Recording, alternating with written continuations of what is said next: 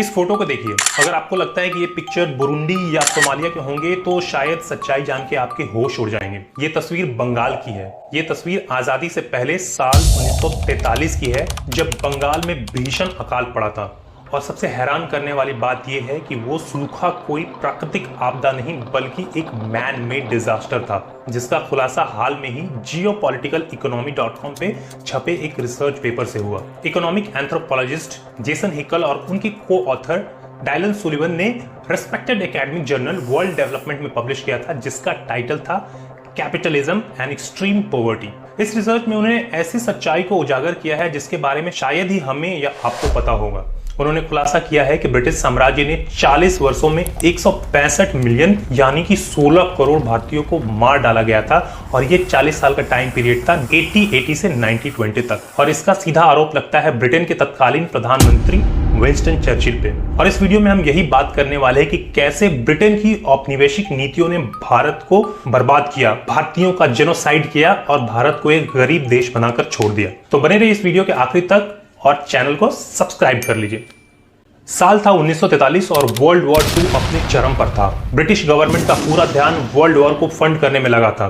Britain के तत्कालीन प्रधानमंत्री विंस्टन चर्चिल भारत के तमाम रिसोर्सेज का दोहन करके वर्ल्ड वॉर 2 को फंड कर रहा था, और उसी साल अचानक बंगाल को एक भयंकर सूखे ने हिट किया और लगभग 30 लाख लोग इस अकाल के कारण मारे जाते हैं।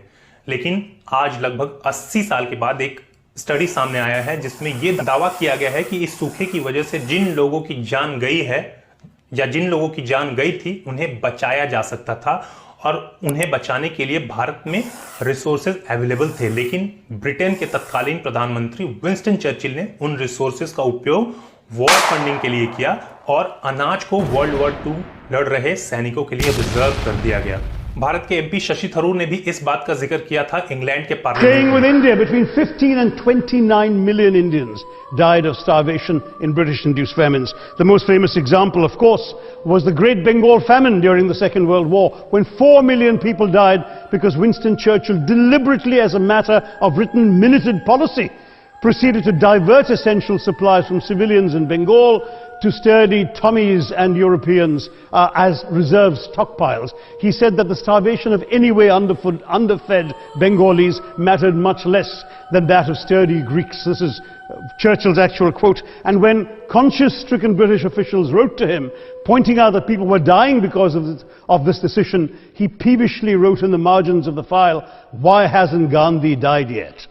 So all notions that the British were trying to do their colonial enterprise out of enlightened despotism to try and bring the benefits of colonialism and civilization to the benighted heathen. I'm sorry, Churchill's conduct in 43 simply one example of many that gave a lie to this myth.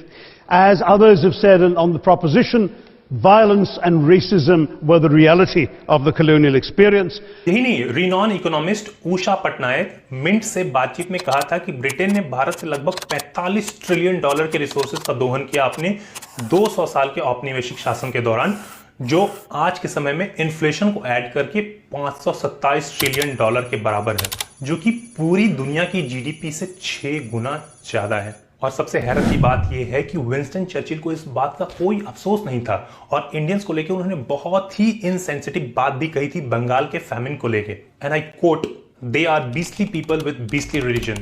The famine was their own fault for breeding like rabbit." यानी Indians बहुत ही बेकार लोग हैं जो बेकार धर्म को मानते हैं, और ये अकाल उनकी खरगोश जैसे बच्चा पैदा करने का नतीजा है। और इंडियन से इसी नफरत की वजह से चर्चिल ने भारत के सारे रिसोर्सेज को वर्ल्ड वॉर को फंड करने में लगा दिया, और इसका नतीजा ये हुआ कि हिटलर के हॉलोकास्ट से ज्यादा लोग भारत में मर गए। और इसी हेट की वजह से भारत में 1880 से लेकर 1920 तक 16 करोड़ लोग मारे गए, जो कि दोनों वर्ल्ड वॉर में मारे गए लोगों से भी ज्यादा है। वापस आते हैं बंगाल के फेमिन पे, जिसपे हाल में आईआईटी गांधीनगर के प्रोफेसर विमल मिश्रा ने भी एक रिसर्च किया था, और उन्होंने साल 1873 से लेकर 1943 तक के सभी 6 अकाल का अध्ययन किया और एक कंक्लूसिव रिमार्क भी दिया। बंगाल के अकाल कोई क्रॉप फेलियर से नहीं बल्कि चर्चिल की नीतियों की वजह से आया। इसीलिए शशि थरूर ने यूनाइटेड नेशनल जनरल असेंबली में कहा था कि Churchill has as much blood on his hand as Hitler does. Britain ने भारत के रिसोर्सेज का दोहन कर लिया था, जिसकी वजह से भारत का इकोनॉमी में स्टैगफ्लेशन आ गया और देश के साधारण लोगों को भूख और बीमारी की वजह से मरने के अलावा कोई चारा नहीं बचा था।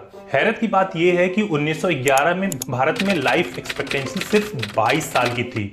आज दुनिया में कोई भी देश चाहे कितना भी कम विकसित क्यों न हो, भारत की 1940 की स्थिति के आसपास भी नहीं है। भारत दुनिया का सबसे गरीब देश बन चुका था और भारत के रिसोर्सेज का उपयोग करके यूरोप, अमेरिका विकास के नए आयामों को छू रहे थे। तो आज के लिए इतना ही। आशा करता हूँ ये वीडियो आपके लिए यूजफुल रहा होगा। अगर आपको अच्छा लगा तो हमारे चैनल को सब्सक्राइब कीजिए और इस वीडियो को लाइक कीजिए और ज्यादा से ज्यादा अपने फ्रेंड और फैमिली के साथ शेयर कीजिए। Thank you very much.